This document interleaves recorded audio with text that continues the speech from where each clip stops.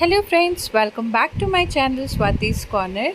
और आप देख रहे हैं नैनीताल ट्रैवल ब्लॉग सीरीज़ का एपिसोड नंबर 7। पिछले एपिसोड में हम लोग सात ताल, भीमताल, नौकुचिया ताल देखते हुए आए थे और अब हम जा रहे हैं भीमताल से होते हुए मुक्तेश्वर की ओर। भीमताल से मुक्तेश्वर को जाने वाला रास्ता बहुत ही खूबसूरत है फ्रेंड्स, तो रात में इसको कवर करने के बारे में सोचिएगा भी मत। ये बहुत ही खूबसूरत नज़ारे हैं और दूसरा रोड भी कहीं कहीं आपको टूटी फूटी मिल सकती है जैसे यहाँ मिली है, तो रिस्क ना लेते हुए और नज़ारों को एंजॉय करते हुए इस खूबसूरत सफ़र को बिल्कुल भी मिस मत कीजिएगा। और ये जब हम लोग जाते हैं तो ये एक पुल पड़ता है। इस पॉइंट पे अगर आप नेविगेशन लगा के रखेंगे तो परिताल एक जगह यहाँ पे पड़ती है जो कि बिल्कुल बहुत कम लोग जाते हैं वहाँ और अनएक्सप्लोर्ड है, पर आप अगर नेविगेशन लगा के रखेंगे तो आप वहाँ पर जा सकते हैं। हमने इसलिए मिस किया क्योंकि हमारे पास छोटा बच्चा था और उसको लेकर इतने रॉकी प्लेस पे चलना थोड़ा हमारे लिए टफ़ हो जाता और रात भी हो जाती, तो इसलिए हम लोग ने उसे मिस कर दिया। पर अगर आप अपने ट्रैवलिंग टूर में उसको इंक्लूड करना चाहते हैं तो आप रात में भीमताल में ही स्टे करिए और नेक्स्ट डे सुबह में आप निकलिए। सुबह में चाहे तो आप तकरीबन 12-1 बजे भी निकल सकते हैं, तो आप परिताल को कवर कर लेंगे क्योंकि परिताल आपको पहुंचना है, फिर आप वहाँ पे थोड़ी देर एंजॉय भी करेंगे, चाहे तो आप वहाँ पे नहा भी सकते हैं और फिर उसके बाद आगे का मुक्तेश्वर का सफ़र कंटिन्यू कीजिए। और ये देखिए शाम को चलने से हमें ये सनसेट वाला नज़ारा भी मिल गया, तो अगर आप वहाँ पे 12-1 बजे चलेंगे ना तो परिताल के बाद आपको भी ये सनसेट वाला नज़ारा देखने के लिए मिल जाएगा। मन तो बहुत कर रहा था कि कार को रोक कर थोड़ा सा वीडियो शूट करूँ और कुछ एक आध पिक्स क्लिक करूँ, पर क्योंकि हमें चलने में लगभग 4:30 बज चुके थे और पहुँचते पहुँचते अंधेरा हो जाता और हम नहीं चाहते थे कि पहुँचने में बहुत ज़्यादा रात हो जाए, तो इसलिए वो काम मैं नहीं कर पाई। पर ये नज़ारा फ्रेंड्स बिल्कुल भी मिस करने लायक नहीं है, तो इसलिए आप ज़रूर 4 बजे चल दीजिएगा जिससे 6 बजे तक आप वहाँ पहुँच जाएँ और एक भी पॉइंट आपका मिस ना हो। तो ये देखिए इन खूबसूरत वादियों से होते हुए हम चल पड़े हैं मुक्तेश्वर की ओर।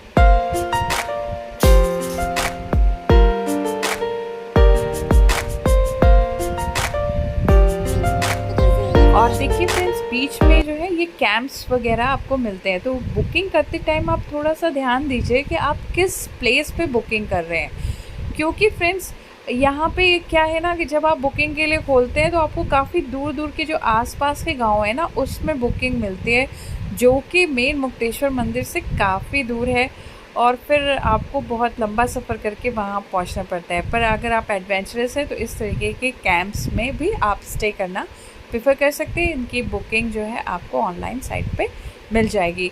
हमारी बुकिंग जो थी वो KMVN मुक्तेश्वर में थी। वहाँ पे बुकिंग करने का एक प्लस पॉइंट ये है कि वहाँ पे एक ज़ीरो पॉइंट है जहाँ पर से कि आप सनसेट का नज़ारा बिल्कुल सामने से ले सकते हैं, तो इसलिए हमने वो प्रेफर किया था कि हम लोग वहाँ पे स्टे करेंगे। अब देखिए ये रास्ते पे चलते चलते जब ये आपको एक मोड़ मिलेगा दूसरी पहाड़ी पर जाने के लिए, तो वहीं पास में ये भालूघाट वाटरफॉल पड़ता है। ठीक है, इसको हम लोगों ने नेक्स्ट डे के लिए रखा था, पर क्योंकि समर टाइम था और वहाँ पे पानी नहीं था तो फिर हम लोगों ने इतना चलना स्किप कर दिया। तो अगर फ्रेंड्स आप बरसात के मौसम में या फिर सर्दियों के मौसम में आए हैं तो आप बिल्कुल वहाँ जा सकते हैं। और देखिए चलते चलते हम लोग पहुँच चुके हैं अपने KMVN के रिज़ॉर्ट में। तो ये है KMVN का रिसेप्शन। हम लोग की ऑनलाइन बुकिंग थी तो इसलिए हम लोग जो है जस्ट एंट्री करवा रहे थे और एंट्री करवा के हम लोग अपने रूम में चले जाएंगे। तो मेरा बेबी भी बहुत इंजॉय कर रहा है। इतना एक्स्ट्रा लार्ज स्वेटर इसलिए है क्योंकि मैंने कोई ख़ास गर्म कपड़े वहाँ रखे नहीं थे समर टाइम के लिए, पर मुक्तेश्वर में नैनीताल से टेम्परेचर थोड़ा डाउन रहता है, तो आप बिल्कुल ख्याल रखिए, सुबह सुबह ठंड आपको लग सकती है यहाँ पर।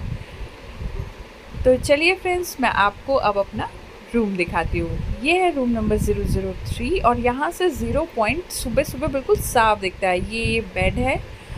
माफ़ी चाहूँगी इस तरह के एंट्री के लिए, बट इसके एक्साइटमेंट को, अपने बेबी के एक्साइटमेंट को मैं रोक नहीं सकती थी, तो उसके साथ ही मैंने ये शूट किया है। उस रूम के बाद ये एक आपको एक्स्ट्रा सेपरेट रूम है, अगर आपके पास और लोग हैं तो वो अलग से गद्दा वगैरह प्रोवाइड करते हैं। ये इनका बाथरूम है, गीज़र लगा हुआ है, साफ़ सुथरा बाथरूम है। सारे एमिनिटीज़ आपको यहाँ पे मिलती हैं, टॉवल और सोप सभी कुछ आपको मिलेगा। और ये देखिए अलमीरा में आपको एक्स्ट्रा ब्लैंकेट्स वगैरह भी मिल जाते हैं, और अपना सामान चाहें तो आप यहाँ पे भी लगा सकते हैं। और ये है उनका कैंटीन। तो आपको बता दूं कि इनका जब बुकिंग होती है तो ब्रेकफास्ट और डिनर इंक्लूडेड रहता है। हम लोग काफ़ी लेट हो गए थे जाने के लिए डिनर के लिए, तो मैं उतना बुफे और वो सब नहीं शूट कर पाई, पर लास्ट में मैंने ये शूट किया है। तो अपना डिनर लेने के बाद हम लोग चले गए सोने के लिए। और ये है सुबह सुबह 5 बजे का नज़ारा, और वो जो सामने आप देख रहे हैं वो है 0 पॉइंट, और ये जो पीछे आप देख रहे हैं ना, ये है अंग्रेज़ों के ज़माने का कॉटेज। मैं चाहती थी इस कॉटेज में हमारे बुकिंग हो, पर क्योंकि उस टाइम पे उसका रिनोवेशन चल रहा था तो हमारी बुकिंग वहाँ पे नहीं हो पाई। तो इन केस आप लकी हैं और आपको कॉटेज में बुकिंग मिल जाती है, वेल एंड गुड। तो अब हम लोग पहुँच चुके हैं 0 पॉइंट पे। सुबह सुबह 5 बजे उठना इज़ अ टास्क, बट फिर भी क्योंकि ये बिल्कुल सामने था और हमें फ्रेश वगैरह होने का उतना जल्दी नहीं था, तो हम लोग जस्ट उठे और सीधे सामने चलते हुए यहाँ पे पहुँच गए। यहाँ से सनराइज़ का नज़ारा बेहद खूबसूरत दिखता है, और वो सामने जो आप देख रहे हैं ना, ये सनराइज़ देखते देखते आप मंत्रमुग्ध से हो जाते हैं यहाँ के नज़ारे में। और ये देखिए, ये हिमालय दर्शन मुक्तेश्वर का नक्शा है। तो यहाँ पे ना जो रेंजेस आप देखते हैं वो सामने भी दिखाई देती है। क्योंकि समर्स टाइम है तो वो सब आप नहीं देख पाएंगे, और जैसे जैसे दिन बढ़ता जाता है, धुंध बढ़ती जाती है, तो वो जो एक मेस्मराइजिंग नज़ारा है ना, जिसके लिए आप इस जगह पे आते हैं, वो आप मिस कर देंगे अगर आप समर्स में आ रहे हैं। यानी कि अप्रैल, मई, जून, इस टाइम पे आपको वो नहीं देखने मिलेगा। लेकिन हाँ, अगर बारिश के टाइम पे आप आते हैं या सर्दियों के मौसम में आते हैं तो ये धुंध नहीं मिलेगी। इसकी जगह पे आपको बर्फ़ से ढकी हुई खूबसूरत चोटियाँ मिलेंगी यहाँ से देखने के लिए, और वो नज़ारा देखते ही बनता है फ्रेंड्स। तो अगर आप उस टाइम पे यहाँ आ रहे हैं, इस नज़ारे को बिल्कुल मिस मत करिएगा। और ये है अंग्रेज़ों के ज़माने का कॉटेज, जो आज भी अपनी सुंदरता को बरकरार रखे हुए है। और यहाँ से फिर हम लोग रूम की तरफ जा रहे थे, तो रास्ते में ये मिला हमें बुरांश का पेड़। और ये देखिए, ये बुरांश के फूल, और यहाँ का जो बुरांश का शरबत है उसमें बहुत सारी मेडिसिनल प्रॉपर्टीज़ भी हैं, तो ज़रूर यहाँ से ख़रीदना मत भूलें। और ये है वो फूल जिसका ये शरबत है। उसके अलावा ये है बिच्छू बूटी। गलती से भी अगर आपको लग गई ना तो आपको बहुत इचिंग होने वाली है। और ख़ास बात ये कि यहाँ के लोग जो है इसकी सब्ज़ी बना के खाते हैं। और ये हमारी पैकिंग हो चुकी है पूरी चेकआउट के लिए। और पैकिंग करने के बाद चेकआउट करने से पहले हम लोग चले जाएंगे मुक्तेश्वर की ओर। और ये है एक्स्ट्रा बेडिंग। अगर आपके साथ एक्स्ट्रा लोग हैं तो वो एक्स्ट्रा बेडिंग, ब्लैंकेट्स वगैरह भी प्रोवाइड करते हैं। और ये देखिए वो बालकनी, जहाँ से 0 पॉइंट बिल्कुल आपको सामने दिखाई देता है। तो इनकेस आप वहाँ तक सुबह सुबह नहीं पहुँचना चाहते हैं और आपका ये रूम है, तो आपको अपने रूम से ही बर्फ़ से ढकी हुई चोटियाँ दिख जाएंगी सुबह सुबह। तो कोशिश कीजिए कि आपको इस जगह पे बुकिंग मिल जाए।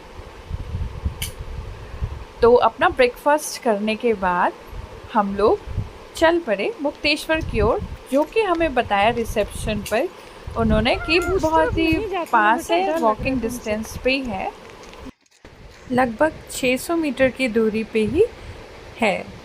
तो हम लोग ने सोचा क्यों ना वॉक करते हुए वहाँ पे चलते हैं।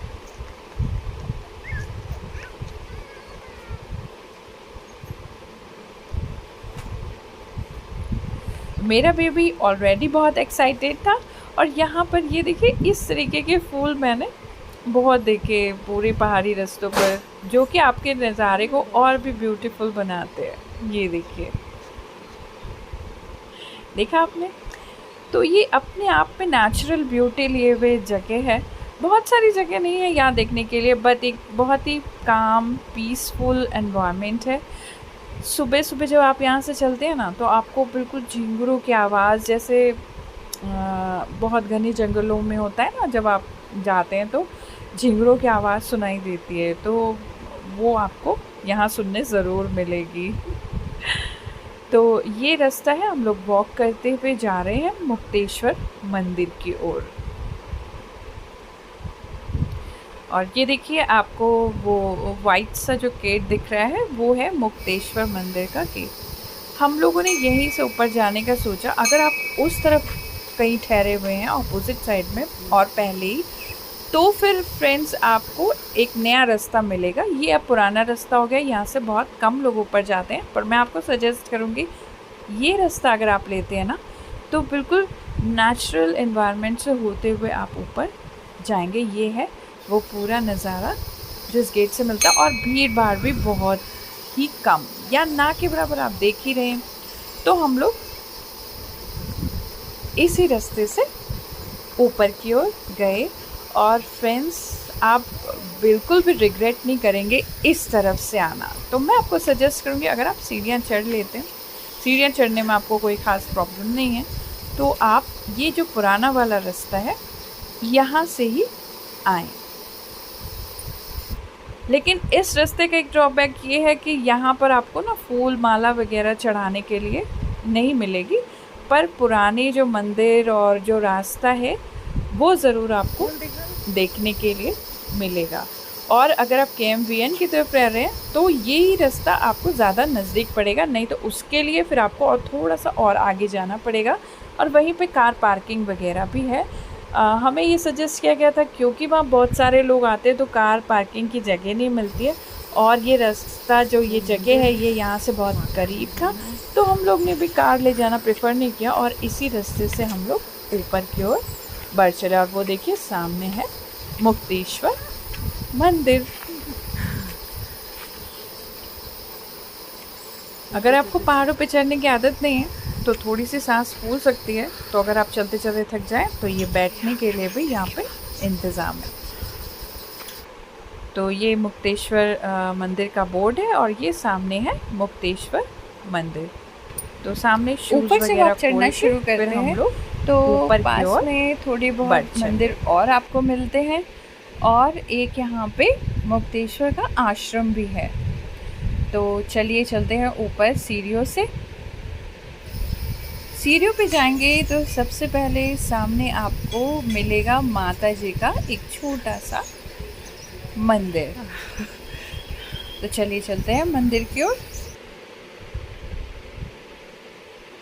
यहाँ दर्शन करने के बाद, परिक्रमा करने के बाद, बगल में एक और मंदिर छोटा सा है, वो है हनुमान जी का मंदिर। और उधर से आश्रम का रास्ता है। तो चलते हैं अब ये हनुमान जी के मंदिर की ओर। यहाँ दर्शन करने के बाद आप यहाँ सीढ़ियों से ऊपर चले जाते हैं मुक्तेश्वर की ओर। यहाँ पे एक जानकारी देना चाहूँगी, ये जो साइड में ये रास्ता दिख रहा है आपको, ये यहाँ के महंत जी का कमरा है इधर साइड में। तो वो अभी आए नहीं थे, तो फ़िलहाल मंदिर बंद है। ये भूमि देवता का मंदिर था। और ये सामने है मुक्तेश्वर बाबा का मंदिर। तो मैं आपको दर्शन करवा देती हूँ इसके अंदर से। यहाँ पे जल सिर्फ सोमवार के दिन चढ़ता है, तो अगर आप सोमवार के दिन आएंगे तो ही आप जल चढ़ा पाएंगे। अदरवाइज़ आप और दिनों में अगर आप आए हैं तो आप जल नहीं चढ़ा पाएंगे। अनफॉर्चुनेटली हम जिस दिन आए थे उस दिन बुधवार था, तो उस दिन जल हम नहीं चढ़ा पाए। और ये है मुक्तेश्वर बाबा। और मुक्तेश्वर मंदिर से ये खूबसूरत नज़ारा आपको देखने को मिलता है। हरी चादर से ढकी हुई खूबसूरत पहाड़ियाँ। देख रहे हैं। पर यहाँ पे आपको बहुत ही केयरफुल रहना पड़ेगा, बच्चों के साथ है तो। बिल्कुल सीधी खाई है नीचे की तरफ, तो बच्चों को रेलिंग के पास बिल्कुल ना जाने दें। मेरे हस्बैंड बैठ के थोड़ा सा ध्यान लगा रहे हैं, और यहाँ पे थोड़ा सा बैठने के लिए 2-4 चेयर्स लगी हुई थी। तो वो देखिए, वो जो साइड में आपको दिख रहा है ना, वो है चौली की जाली। तो जस्ट थोड़ी सी दूरी पर यहाँ से चौली की जाली है। अभी जो चौली की जाली है वो थोड़ा सा और नीचे है, मैं और झुकती तो आपको दिखा पाती, पर थोड़ा सा रिस्की था इसलिए मैंने नहीं लिया। यहाँ पे एक प्रथा है, शिवरात्रि वाले दिन उधर जो गांव आपको दिखाया मैंने, वहाँ से लोग चल के आते हैं यहाँ चौली की जाली तक।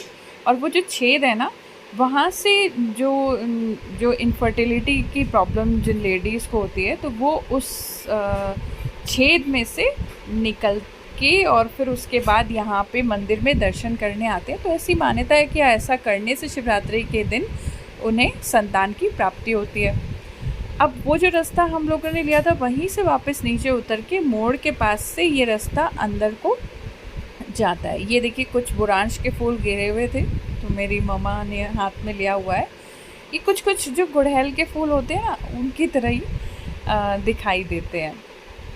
तो यहाँ पे आपको बुरांश का जो जूस है ना, वो भी ईज़िली अवेलेबल है, तो आप रुक के उसको थोड़ा सा एंजॉय भी कर सकते हैं, पी सकते हैं। तो ये देखिए, ये है वो रास्ता जो पीछे की तरफ से आपको चौली की जाली की तरफ पहुँचाएगा। अदरवाइज़ जो मैंने बताया है कि जो नया रास्ता है जहाँ पे कार पार्किंग क्या कहेंगे, 4-6 कारें उसमें आ सकती है, तो उसके सामने से एक नया रास्ता ऑलरेडी बना हुआ है। तो वहाँ से भी आगे मुक्तेश्वर के बाद आप वापस आके उसी रास्ते से वहाँ पहुँच सकते हैं। नहीं तो ये खूबसूरत नज़ारों का मज़ा लेते हुए नेचर के बीच से आप जा सकते हैं। बहुत ज़्यादा लोगों को मैंने इस तरफ से आते हुए नहीं देखा।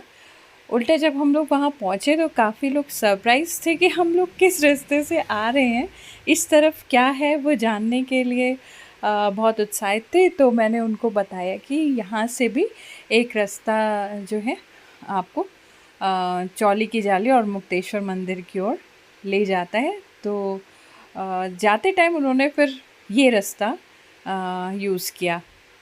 तो अगर आप आ रहे हैं यहाँ पे, तो मैं कहूँगी कि बेटर है आप इस रास्ते से जाएं। शांत और मनोरम दृश्यों के बीच से होते हुए आपको जाने में बहुत ही अच्छा लगेगा। थोड़ा सा वॉक है, पर अच्छी चीज़ों के लिए थोड़ी सी मेहनत तो करना बनता है ना। और बीच में ये नेचुरल ब्यूटी और जैसे हम पहुंचने लगे चौली की जाली की तरफ, तो यहाँ पे एक छोटी सी दुकान है जहाँ पर आप चाय, मैगी, स्नैक्स कुछ भी ले सकते हैं। और झूले भी उन्होंने टांग रखे थे, तो लौटते टाइम हम लोग उस झूले पे भी झूले थोड़ा सा। तो ये देखिए, जो सामने को रास्ता जा रहा है, ये आपको चौली की जाली की तरफ पहुंचाएगा। तो आइए चलते हैं चौली की जाली की तरफ।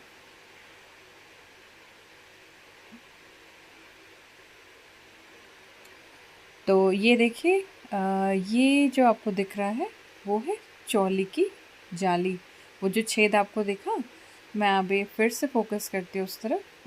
वहाँ देखिए, वो जो छोटा सा छेद दिख रहा है वही चौली की जाली है। आप उसके और करीब भी पहुँच सकते हैं, बट थोड़ा सा ये रॉकी रास्ता है जो आपको वहाँ तक पहुँचाएगा। तो इससे उतर के आप वहाँ पर जा सकते हैं।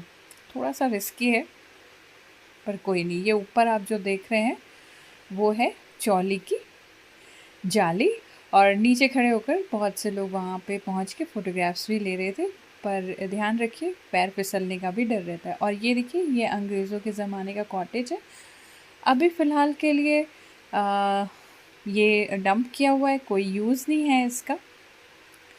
पर कहते हैं बहुत ही नेचुरल चीज़ों, जैसे दाल और दालों को पीस के उस टाइम पे ना सीमेंट वगैरह नहीं होते थे, तो इस तरीके से इसको मतलब एक जो सीमेंट की जगह पे उन्होंने जो चीज़ें इस्तेमाल की हैं वो नेचुरल चीज़ें हैं।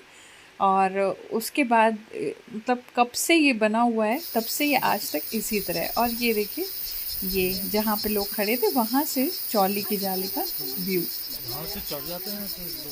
इसके पास एक छोटा सा त्रिशूल भी गड़ा हुआ है, तो वो भी आप देख सकते हैं। अब आप सोचिए कि उसके अंदर से हो कर के लेडीज़ निकलती हैं। पता नहीं कैसे होता है, वो तो शिवरात्रि के दिन ही पता लगेगा। और ये है वो कॉटेज। तो यहाँ पर क्या है ना, एक ज़िप लाइन भी होती है। अभी वो लोग आए नहीं थे, तो यहाँ पे वो जो स्पोर्ट्स हैं वो कराते हैं, तो हमने भी इंजॉय किया था। तो ये देखिए, अब हम लोग ऊपर वापस चढ़ के उधर जो चट्टानें मैंने दिखाई थी वहाँ पे हम लोग पहुँचे। तो ये देखिए, चट्टानों के थोड़े थोड़े जो पीसेस हैं वो मैं दिखा रही थी कि इनमें कितनी चमक है। तो ये देखिए, बहुत से लोग इस पे चढ़ के फ़ोटोग्राफी करते हैं, बट थोड़ा सा रिस्की है, पैर फिसलने का डर है। बहुत ज़्यादा ऊपर ना जाएं, थोड़ा सा नीचे रह के ही फ़ोटो खिंचवाइए, अदरवाइज़ बैलेंस बिगड़ने पे काम भी बिगड़ सकता है। और ये एक मैं आपको पूरा व्यू दे रही हूँ इस जगह का 360 डिग्री। ये देखिए, पहाड़ों से घिरा हुआ बेहद ही खूबसूरत नज़ारा यहाँ से दिखाई देता है, पर ये ना बहुत आगे बढ़ के आपको नहीं देखना है। थोड़ा सा डर भी लगता है ना यहाँ पे खड़े होने पे। ये देखिए, पूरा 360 डिग्री व्यू कितना खूबसूरत लग रहा है कि बस यहाँ बैठे रहो और देखते रहो। और ऊपर से यहाँ का क्लाइमेट भी थोड़ा सा अच्छा रहता है, ठंडा ठंडा सा, तो अच्छा लगता है यहाँ पे बैठ कर देखना। और अदरवाइज़ आप जैसे ज़ीरो पॉइंट पे आप गए ना और आपके पास फुल डे है, वहाँ पे आप सनराइज़ देखिए और इस जगह पे आप सनसेट का लुत्फ़ उठाइए। जो यहाँ से सनसेट है ना, वो भी बहुत अच्छा दिखता है। पर हम लोगों को यहाँ पर रुक के और शाम तक ये पूरा पहाड़ी रास्ता तय करते हुए एटलीस्ट बरेली तक पहुँच जाना था, तो इसलिए हम लोग बस टहल ही रहे थे। शाम तक का हमने वेट नहीं किया था, अदरवाइज़ हमने बहुत अच्छे से इस जगह को एक्सप्लोर किया। बहुत अच्छा लगा यहाँ पे। तो ये देखिए, कुछ टूरिस्ट लोग बहुत आगे बढ़ के भी देखते हैं, तो मैं यही कहूँगी कि इतना ज़्यादा आगे ना बढ़ें, आपकी जान कीमती है। कोई घर पे बैठा आपका इंतज़ार कर रहा है, तो ये रिस्क ना ही ले तो अच्छा है। उसके बदले ही आप ये करिए, तो इसमें वो सेफ्टी का भी ध्यान रखते हैं और आपको मज़ा भी आएगा। तो ये ज़िप लाइन, मैंने भी ज़िप लाइन करी थी, तो ये जो है आपको 300 रुपीज़ कॉस्ट करेगा। तो बहुत ज़्यादा महंगा भी नहीं है, इकोनॉमिकल है, और काफ़ी लोग इसको ट्राई करे थे। पहले तो बड़ा डर लग रहा था, पर ये जो अभी गए हैं ये सेना से थे, तो ये चले गए, तो उनको देख के ना काफ़ी लोगों को हिम्मत आई, और मैंने भी हिम्मत करके सोचा कि मैं भी कर ही डालती हूँ। तो ये देखिए, पैराग्लाइडिंग तो वहाँ पे नहीं हो रही थी, तो मैंने कहा एटलीस्ट ज़िप लाइन तो करके जाएं। और यकीन मानिए, बहुत मज़ा आया। मुझे लगा था डर लगेगा, पर डर जैसी कोई बात नहीं थी। मैं औरों का नहीं कह सकती, मैं अपना बता रही हूँ कि ऐसा डर जैसा कुछ नहीं था, उल्टा एक जो कहते हैं ना एक्साइटमेंट और मतलब ये करने का जो उत्साह था वो बहुत ज़्यादा था, तो उसी में मुझे तो बहुत मज़ा आया। तो फ्रेंड्स, आपको ये ज़रूर ट्राई करना चाहिए, और बहुत महंगा भी नहीं है पैराग्लाइडिंग की तरह, अराउंड 300 रुपीज़ में हो जाएगा। पर यह है कि बहुत जल्दी ख़त्म हो जाता है, बहुत छोटा ज़िप लाइन है ना। और फिर जो डिफ़िकल्ट पार्ट है, वहाँ से फिर चढ़ के वापस ऊपर तक पैदल आना। बल्कि ये एक ज़्यादा मुश्किल टास्क लगा मुझे। और फिर वो जो मैंने झूले दिखाए थे, वहाँ पे हम लोग वापस पहुँचे, थोड़ी चाय वगैरह पी, और छोटू भी थक गया था, तो इसको भी थोड़ा सा झूला झुलाया, बेचारा बहुत थक गया था। और फिर हमने जैसा कि अपना सामान पहले ही पैक कर रखा था, चेकआउट किया, और फिर हम चल पड़े आगे की ओर।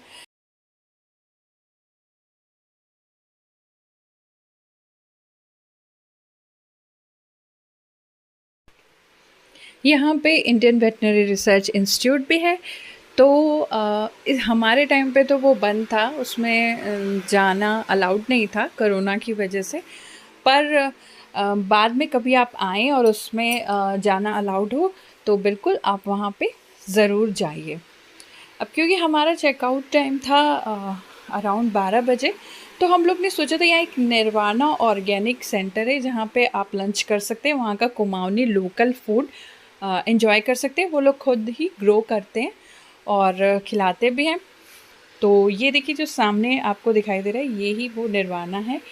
तो इस टाइम ये ओपन नहीं था, तो हम लोग फिर वहाँ नहीं गए। अदरवाइज़ 1-2 बजे अगर लंच टाइम पे आप पहुँचते हैं तो वो तुरंत ही आपके सामने ही अपने लोकल फार्म से वो उठाएंगे और सब्ज़ी और सब कुछ बना के प्रिपेयर करके आपको इंस्टेंट देते हैं। और ये है चॉकलेट फैक्ट्री यहाँ की फेमस। तो यहाँ से अगर आप आएँ तो चॉकलेट भी परचेज़ कर सकते हैं। और उस टाइम पे वो लोग कह रहे थे तकरीबन 1 साल से अभी तक चॉकलेट फैक्ट्री में चॉकलेट नहीं बन रही है, इसलिए हम लोग चॉकलेट भी नहीं ले पाए। ये सब मैं आपको इसलिए जानकारी दे रही हूँ कि इन केस आप जब जाएं और आपके जाने के टाइम पे ये सब चीज़ें अगर ओपन हो तो इन्हें मिस मत करिएगा, आप ज़रूर जाइएगा। अब देखिए बुकिंग के टाइम पे ना क्या होता है कि आपको ये ज़रूर डालिए कि वो लोकेशन पॉइंट एक पूछते हैं कि आपको कहाँ पर चाहिए, तो आप चौली की जाली या मुक्तेश्वर टेम्पल डालिएगा, तो वो आपके आसपास रहता है ना, तो आप इजीली वहाँ पे पहुँच जाएंगे। अदरवाइज़ वो जो देते हैं ना, वो या तो कैंप्स या जो होटल्स या सब कुछ होते हैं ना, वो काफ़ी दूर होते हैं। तो अगर आपका पर्सनल चीज़ें नहीं हैं तो आप वहाँ तक पहुँचने में बहुत मशक्क़त करेंगे। और ये जो अभी गया है वो रॉयल मार्ट, वो यहाँ का लोकल शॉप है। यहाँ से जो है लोग अपनी सब्जियाँ और डेली जो सामान है वो परचेज़ किया करते हैं। तो इनकेस आपको यहाँ रहना है अलग से घर लेके, तो उस जगह पे आप रहिए, तो आपको सारी चीज़ें ईज़िली अवेलेबल हो जाएंगी। तो आशा करती हूँ जितनी भी चीज़ें मैंने इस व्लॉग में आपसे शेयर की, आपके अपकमिंग मुक्तेश्वर ट्रिप में आपको हेल्प करेंगी। तो अगर आपको ये वीडियो अच्छा लगा है तो इसे लाइक करें, चैनल को सब्सक्राइब करें, फ्रेंड्स के साथ शेयर करें। कोई क्वेरी हो तो कमेंट बॉक्स में कमेंट करिए। And thanks for watching. Bye bye.